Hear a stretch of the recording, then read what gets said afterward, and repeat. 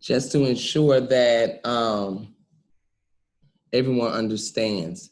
So let me share my screen. Okay, give me a second. Okay. Share screen. Okay. So here is our agenda. I'm gonna go over it quickly, then so today we are gonna go back and we're going to talk about Shays Rebellion. We're gonna talk about the weakness and strengths of the AOC. But to start off, this is the question that I'm gonna ask you, right? And after that, what I'm gonna do is I'm gonna break us up into groups, and we're gonna answer the question in the Padlet. So what I'm gonna do first is take the question and I'm gonna paste the question in the chat box. And you think about it, and I want everyone to answer this in the Padlet. And I'm gonna give everybody an opportunity to do so. Let me also put the link to Padlet in there. And so, here we go, copy. Okay. And so this is the link. Okay, so as we were saying, Shays Rebellion was really about it was exposing the weaknesses of the Article of Confederation. Like we were discussing how Daniel Shay was a Revolutionary War veteran. You know, he lived in Massachusetts. He fought for that. He fought for the country. And so to simply come back and, you know, again, they were facing a lot of financial difficulty due to the debt of the war. That was a lot. So they had to find ways the government wanted to find ways to try to pay the debt off. And the best way to find ways to pay the debt off as the government, and they do that in today's time, they impose a lot of taxes. So that's no different from before. They did the land ordinance, that was a tax. You know, they allowed the Northwest ordinance to take place, so that's going to be some more taxes out west. So when it was all said and done, the only way the government can get money is by imposing taxes. But back then, when the AOC was around, they might impose tax on their colonies, but they couldn't make the people pay. They couldn't make them pay. They didn't have a government that could make them pay. They could impose it, but that's all they could do. So this question is the question, and I'm going to break you off into breakout rooms, and I want you to answer it in the Padlet. We probably only need a good 2 minutes at the most, you know. So the question is, which event had the most direct impact on the desire to reform the Articles of Confederation? Don't answer it now. We're going to answer this in the Padlet. So one answer is it the First Continental Congress, or is it Shays Rebellion? So let me break everyone up into groups. And like I said, we'll be there for 1 minute or two. We'll give it 2 minutes at the most, that's it. But we're gonna have between 4 and 5 groups. I just need an answer per group. So that's gonna be between 5 and 6 groups on the Padlet. Okay, so I'm going to create them right now. Do you have any questions before I break you off into rooms? Okay, thank you.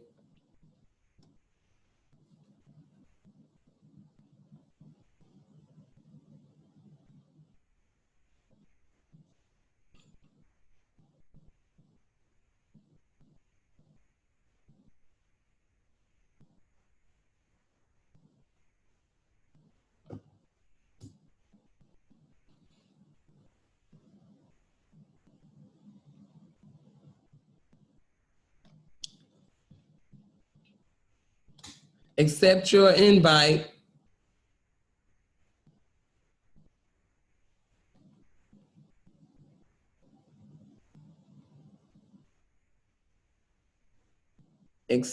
Please accept your invite.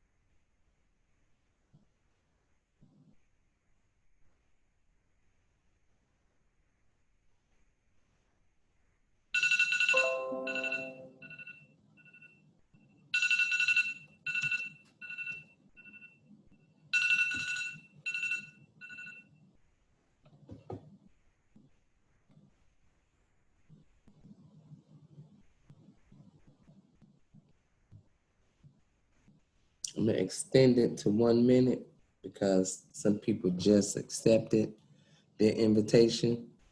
So we will extend it for 1 minute.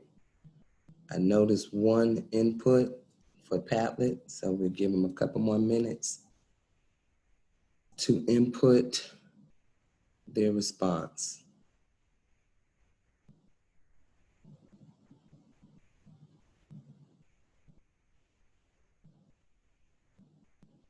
So I see these two students did not accept the invitation.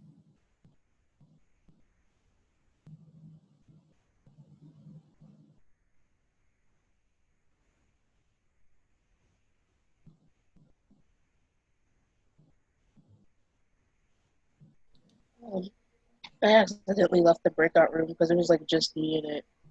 Okay, I'm gonna move you to somewhere else, okay? Okay. Thank you.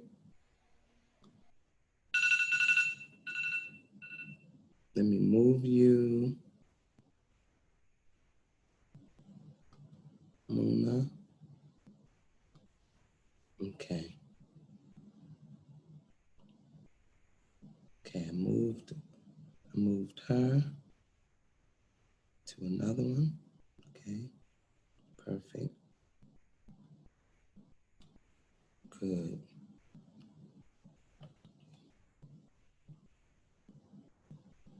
Okay, 30 more seconds.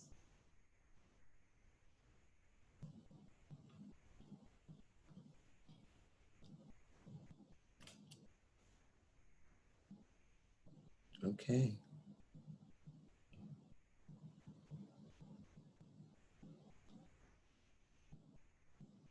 All right.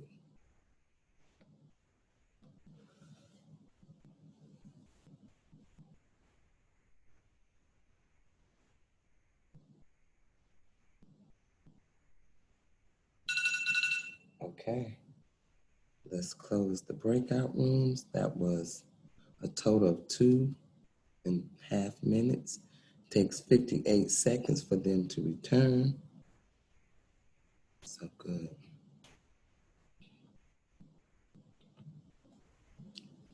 Welcome back. Did everyone get a chance to put the response in the Padlet?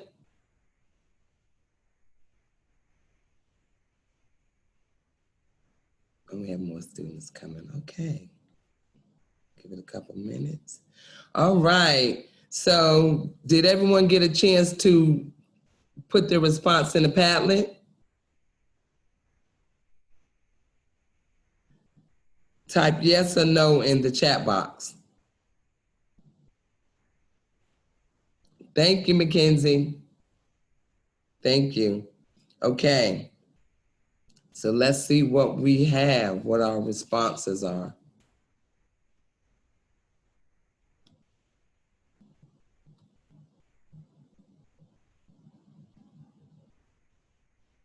Okay.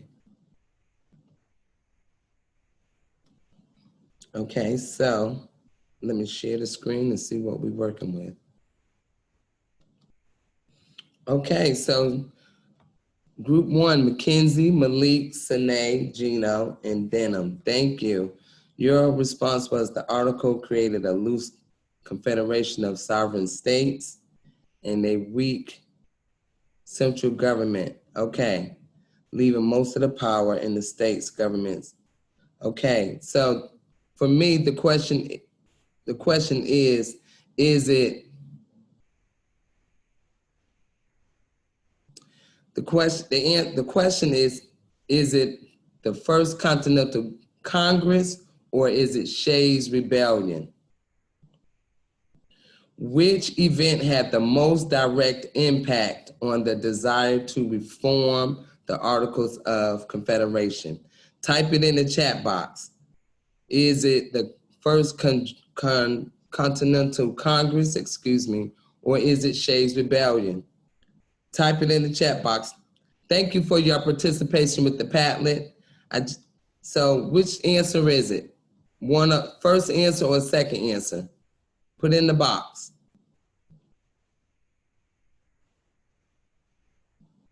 Yes? Okay, let's call on somebody. Let's see. Priscilla, would you type in your chat box? Would you tell me if it is the First Continental Congress or Shays' Rebellion?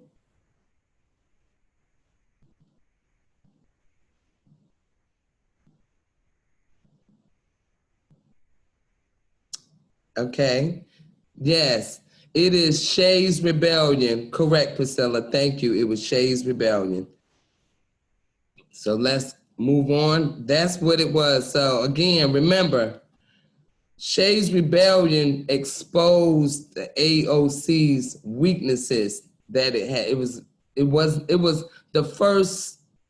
It was our first constitution. So let's think about something like how when you first start riding the bike, when you first get on the bike, it's wobbly. You're not able to really keep your balance the way that you need to. And what happens is when you get on the bike, you are really, really trying to ride this bike. And then you realize that I am not doing so well, but don't worry, because as you continue to ride the bike, you'll get better and better. And so that reminds us of the AOC. It was our first one, so there are always going to be a lot of kinks. They have to work out the kinks, so to speak. And when Daniel Shay and his farmer buddies rebelled because they did not want to pay those taxes, they rebelled. They said, wait a minute, we fought for this country. Why should we pay taxes? We don't have any money.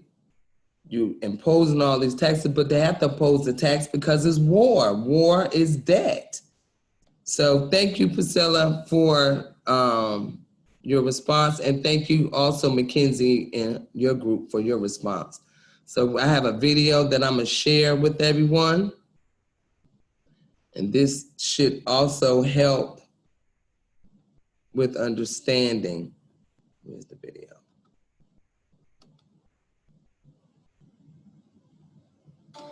Okay, let me share the screen.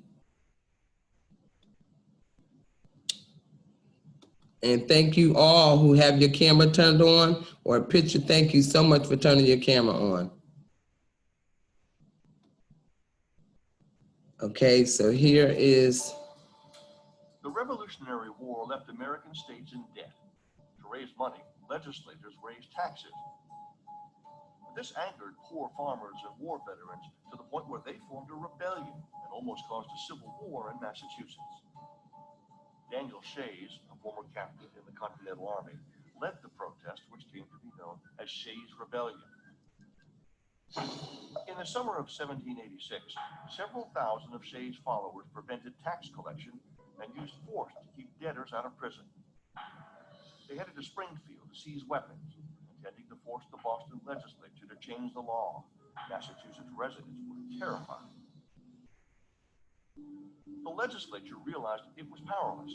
The Continental Army had been disbanded after the Revolutionary War, and the federal government had no money for new troops. Finally, wealthy merchants in Boston agreed to raise an army of over 4,000 militia to fight Shays' men. These men were talking about forming a new country out there. There's no telling what might have happened. If Shays' Rebellion had flourished, if these guys had been able to grab all those guns and had arsenal and armed a big army, it would have been a very bad thing for the country. The people in Boston sort of put together a 4,000-man army and marched across western Massachusetts and basically blew Daniel Shays and his friends away. They all ran for their lives when they saw these guys coming at them. Shays and his troops were eventually pardoned, and Massachusetts began to offer tax and debt relief. Locally, this clash was anticlimactic, but Shays' rebellion had momentous consequences for the nation. It highlighted a weakness in the Articles of Confederation, which didn't give Congress the right to establish or fund an army. The impact of Shays' Rebellion was convincing people that we had to have a really strong federal government. Washington, and now I say Hamilton, and a lot of other people said, this proves that we've got to have a new constitution.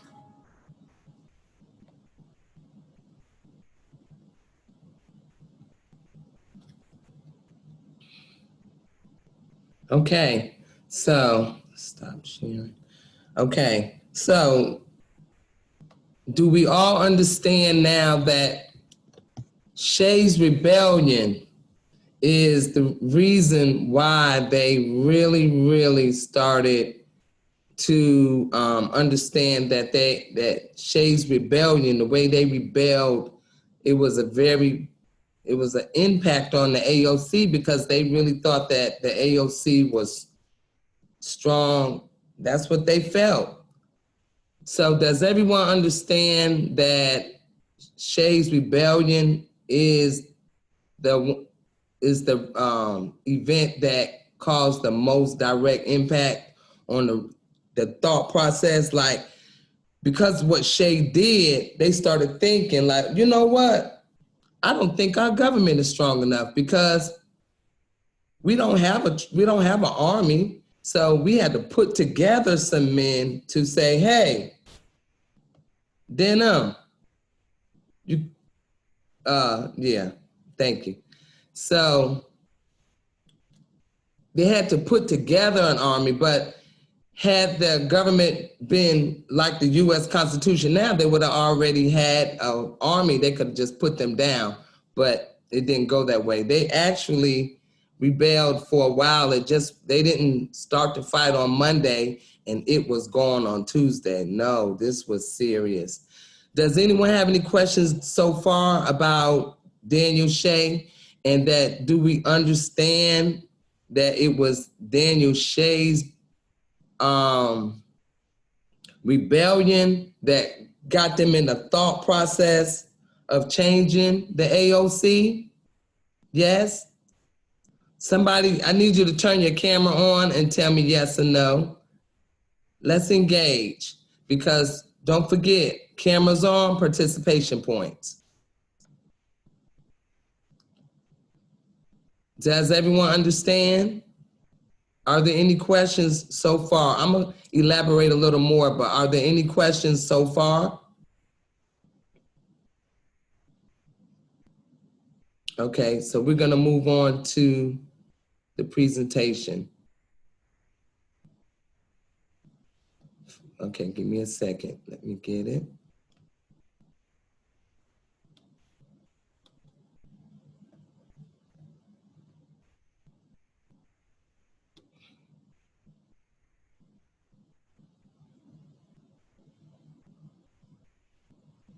Okay. Here, let me share my screen. Thank you for putting your camera on.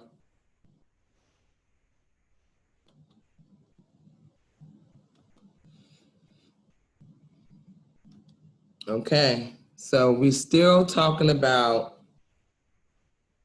we're reviewing the Articles of Confederation and the rebellions, okay? The Great Debate. So after Daniel Shays' rebellion, now they're in the thought process of, hey, what are we gonna do? We need a stronger government. You know, Daniel and his boys rebelled against us, and it was kind of embarrassing that they couldn't really do anything. You know, they did form a militia eventually, but this was not a one-day event. So the Federalists wanted a new constitution because it was not working. Daniel Shays' rebellion really showed them something. They needed a stronger government. The Federalists wanted to ratify the Constitution for many reasons, but here are a couple. For an example, they had no army. They need an army. They realized that AOC gave the states way more power than what the Federalists think they needed. So, like, they had to get permission from the states to form an army. States had more power than the government. No leader controlled the government. Congress could not collect taxes. So that's where all that, it started. It's like, hey, we can impose a tax on you, but we don't have the strength to collect the tax. So before I go any further, does anyone have any questions about that thus far? Thank you, Nadia. Thank you, Priscilla. Thank you, Denham, for turning on your cameras. Thank you so much. So if you don't have any questions, you can put your thumb up and that'll tell me you good. Thumbs up, everybody all right? No questions? Thank you. Okay, so now we know about the Federalists. Now let's talk about the Anti-Federalists.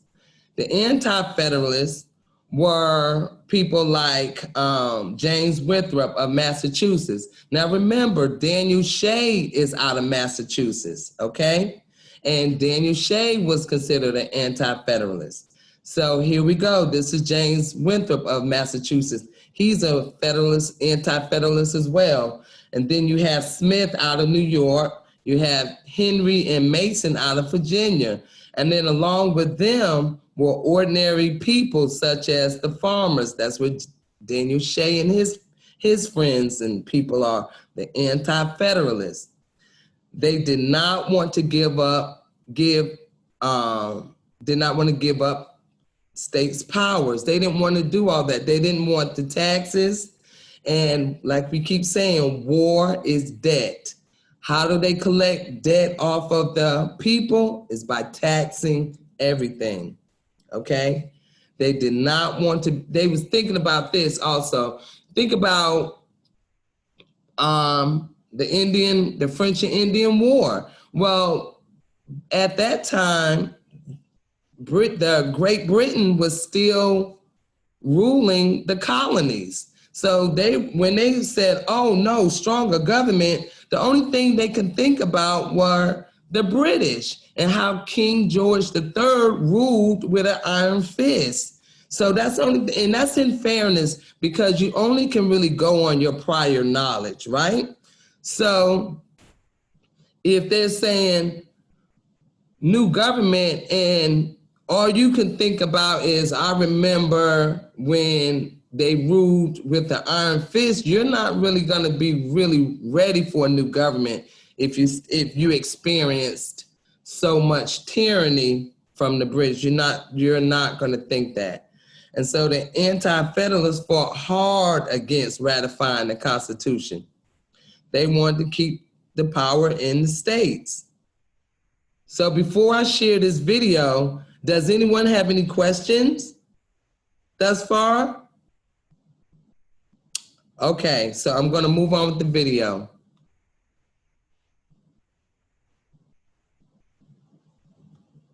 Oh, wait a minute.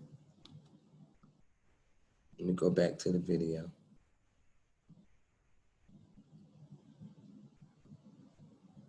Say, give me a minute. Oh, the video. Come on, video.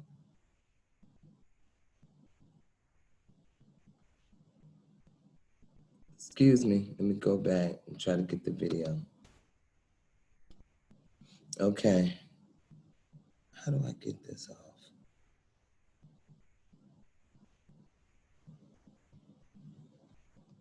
Okay. Sorry, class.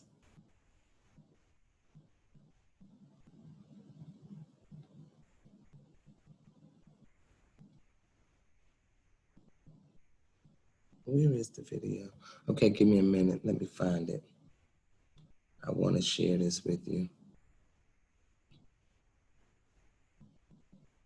So I've learned something new today. Let me get the video.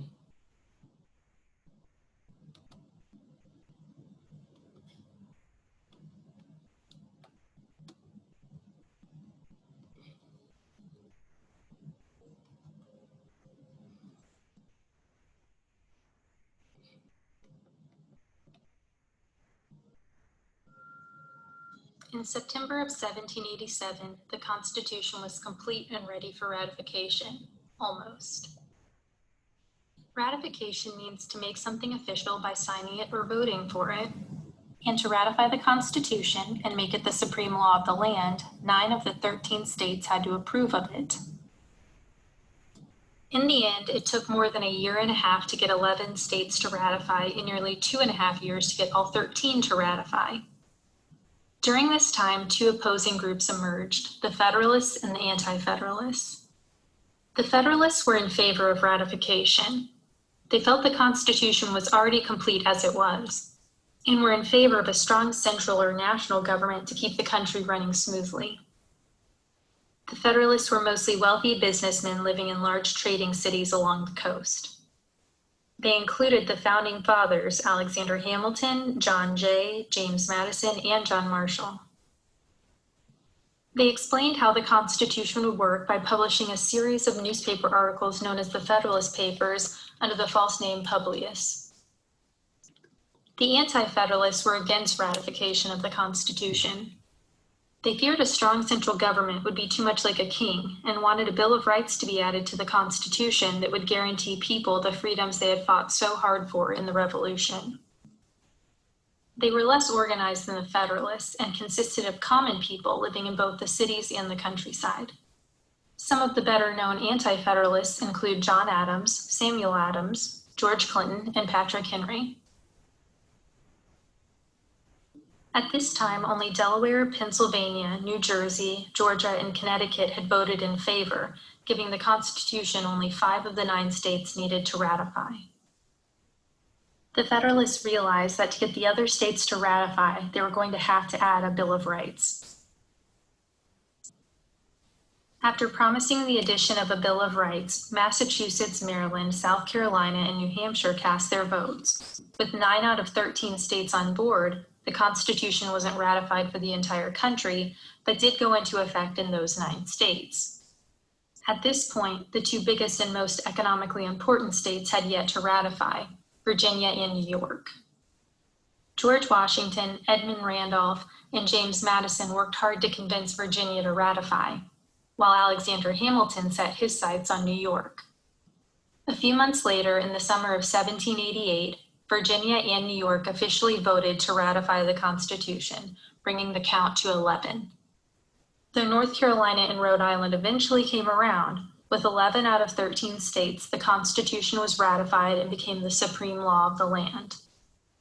Let's review. The Federalists were for ratification. They felt the Constitution was complete and they were for a strong central government. Usually they were wealthy businessmen. In contrast, the Anti-Federalists were against ratification. They were afraid of a strong central government and wanted a Bill of Rights. They were mostly common people. Alexander Hamilton, John Jay, James Madison, and John Marshall were all Federalists. John Adams, Samuel Adams, George Clinton, and Patrick Henry were all anti-Federalists. In the end, the Anti-Federalists won out and a Bill of Rights was added to the Constitution.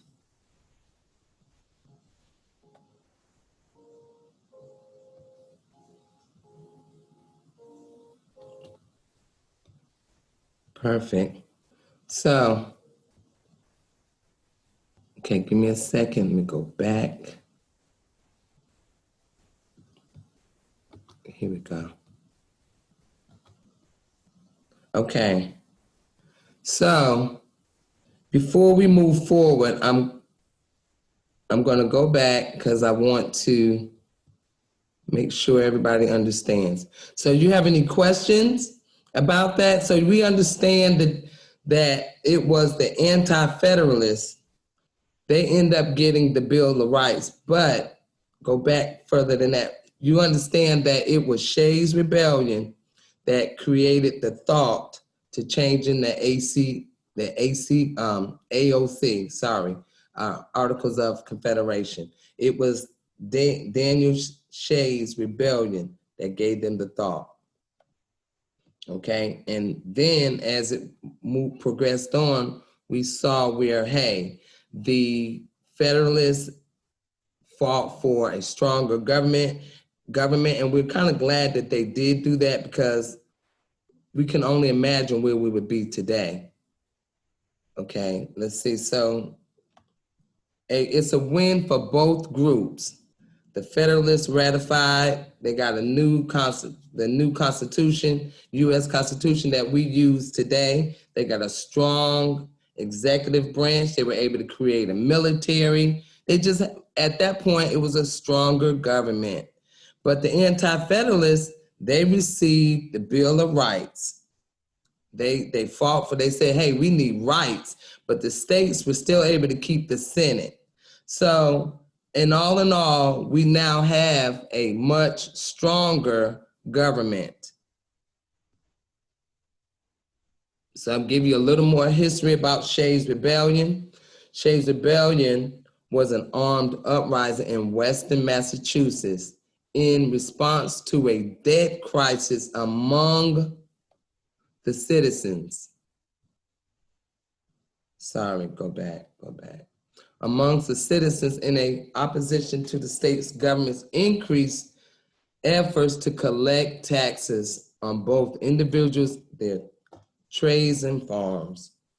They did not, the debt was serious. Sharia. Hey, Sharia, welcome to class, and I do have your name down. I'll change the attendance before the class is over. Okay, and give you a little history about Daniel Shay again.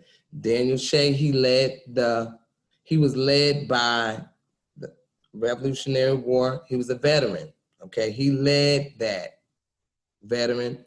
Now he's back in Massachusetts and living amongst common people. It began as Daniel Shay, like I was telling y'all earlier, it just wasn't a one-day event. This event lasted about 6 months. So they were in a standoff for about 6 months. They took over the court commons, please. That's where they would bring the people to imprison them for not paying their taxes. This was before the U.S. Constitution. So Daniel Shay is before the U.S. Constitution, okay? This was, all of this, his rebellion was during the AOC.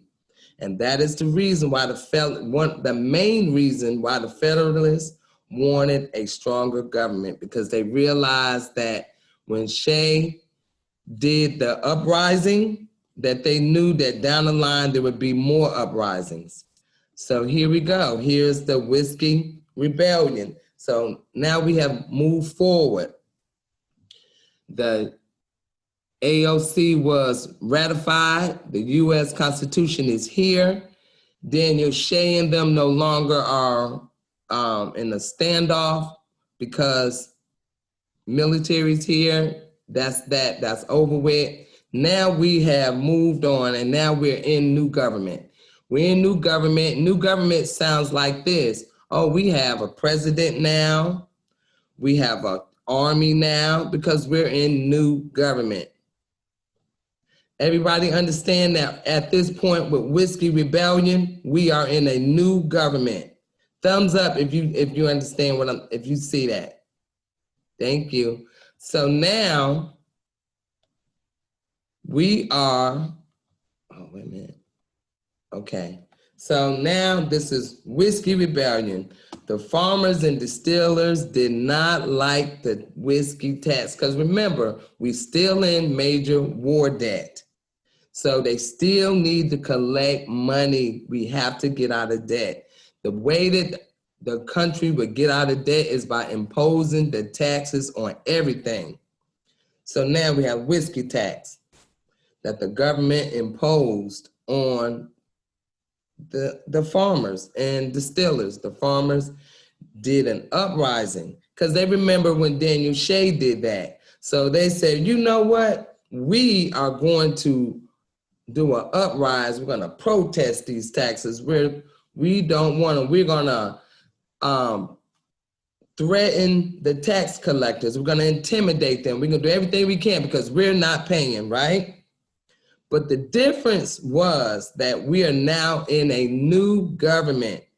And so being in a new government, when they rebelled, the new government, the new leader, which would be George Washington, said, wait a minute.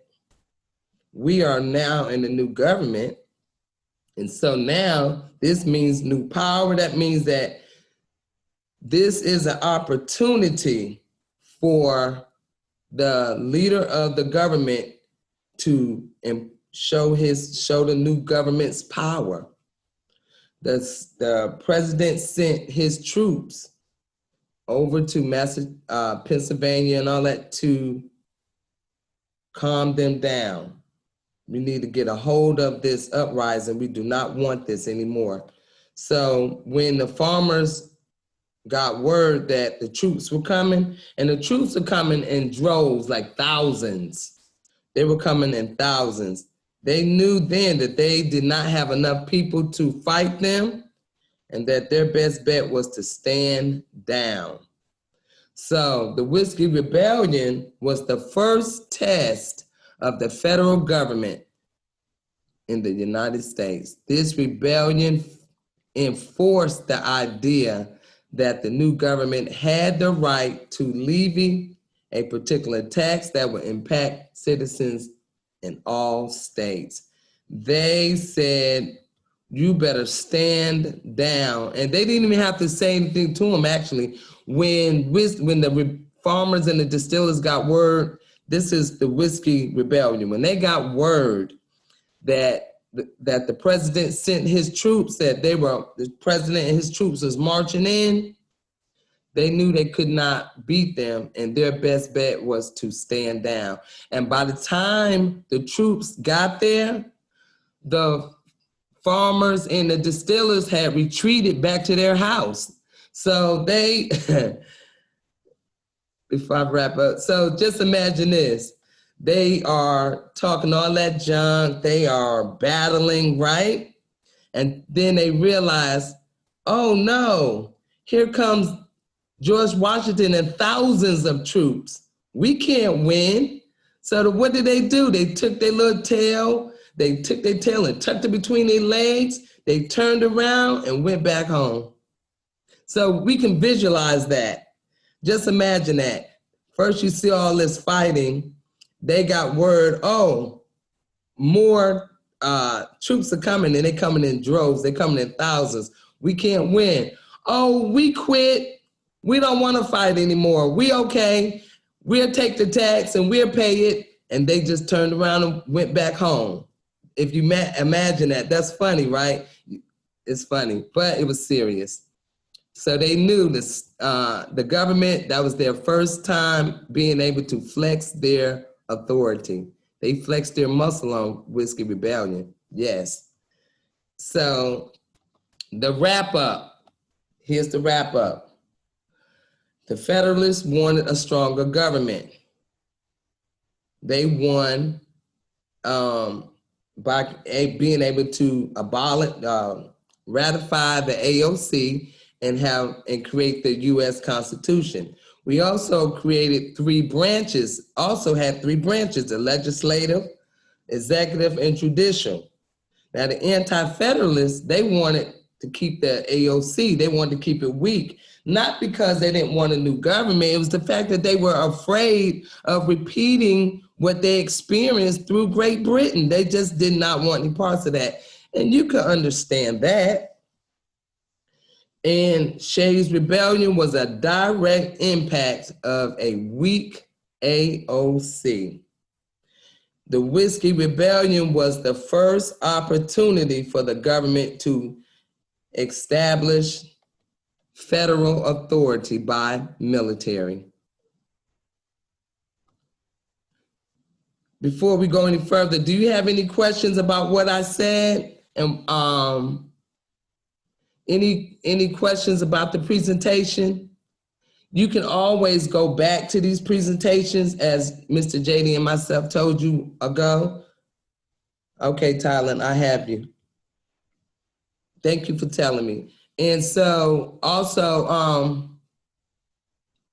just remember, Shays' Rebellion is what got them thinking about a new government. It was the Shays' Rebellion, because just imagine this, they rebelled for 6 months.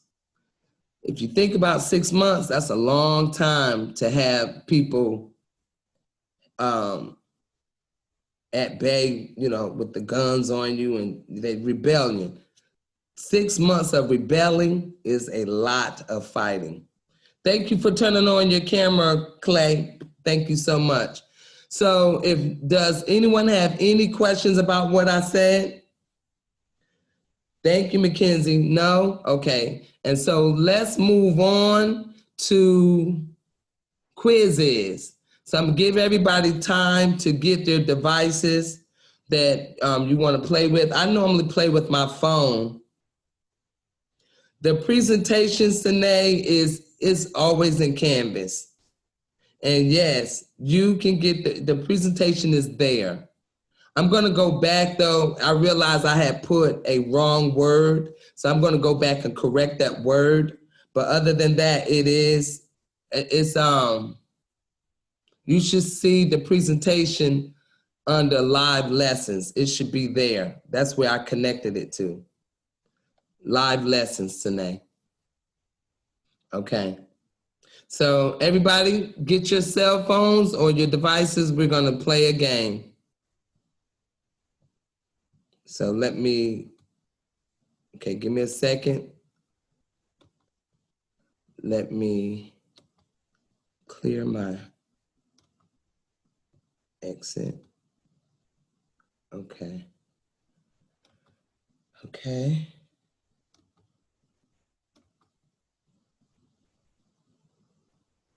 Okay, give me a second. Let me share my screen.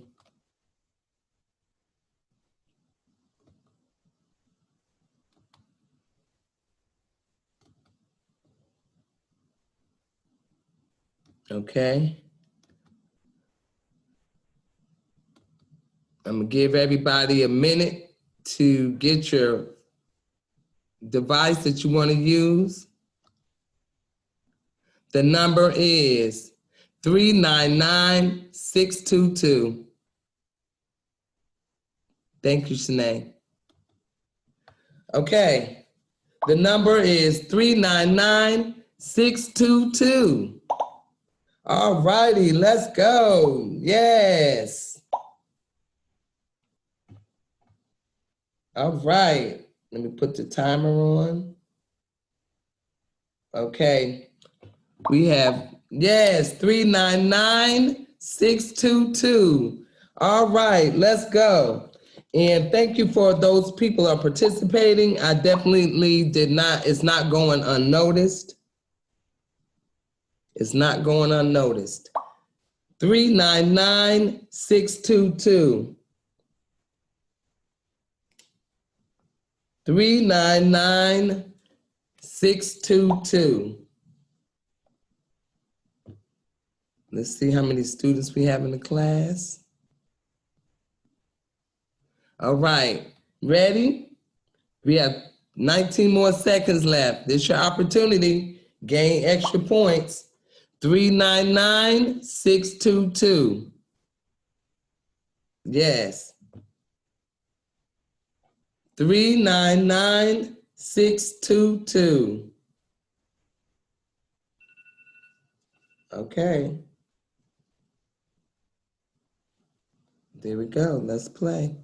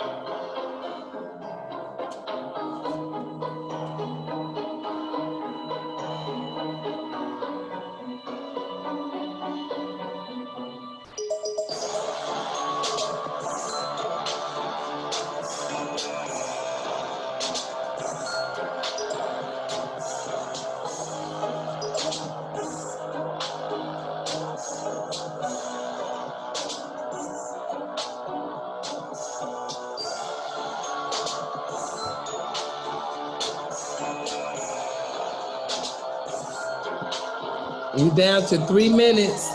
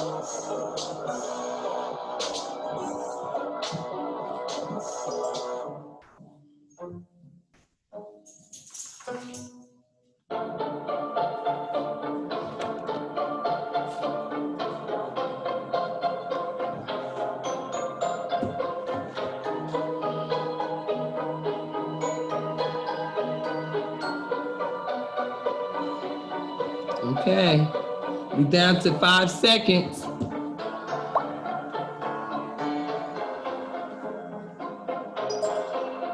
Okay, the bell rang.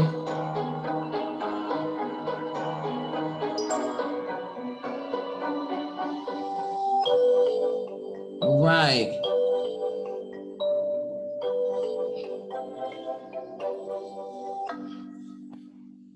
All right. Yes, that was a good game. Oh, that was great. Yeah, good job there, Priscilla. Yes, good Mackenzie, job. Erica. Guys, turn off your cameras, please. Turn Okay. it on, I mean. Turn on your cameras. Yes.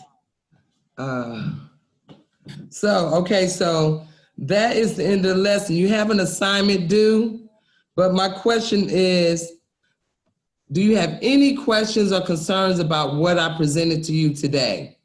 Do we all understand that it was Shays' Rebellion, not the first Congressional Congress? That was convention, that was a meeting. Not the convention was a meeting. Shays' Rebellion is the reason for the thought process of getting a new U.S. Constitution. Okay? All of that information is in that presentation that I presented to you today. So after the class, if you need to refer back to it, by all means, you have access to it. I am going to change one word in there. I meant to put impose and I did not. I put posed. So I'm going to correct that word. And so this is what I need you to do. I need you to, if you have no questions and no concerns, I want you to, we're going to end the class, but I do not want you to sign out. I want you to stay logged in and just put us on mute and black your camera out, but come back at 9:25 because we all know that SEL is mandatory. So let's all come back. And I am going to change the attendance for Sharia and Thailand because they came to class. So I will be correcting that right now. If you don't have any questions or concerns, you are free to go and return at 9:25. Thank you so much. You did a great job today.